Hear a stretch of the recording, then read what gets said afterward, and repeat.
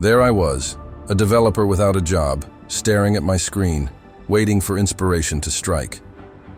I knew how to build an app, but I just didn't have the right idea. I needed to find a spark, something that could ignite my creativity and set me on a path to success. I decided to take a break, clear my mind. I thought, what better place to think than a coffee shop? A calm, relaxing spot where ideas could flow as freely as the coffee. I pulled out my phone and searched for the top coffee shops around me. I needed somewhere with a great atmosphere, somewhere people loved to go. I found one, a place with high ratings and fantastic reviews. Perfect, I thought. This is where I'll find my inspiration. The moment I stepped inside, I knew this was the place. It had everything.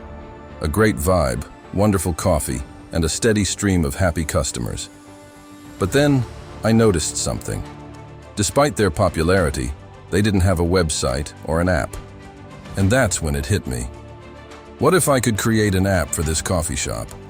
They already had the trust, the customer base, and the great service. All they needed was an app to showcase it all. So, I got to work.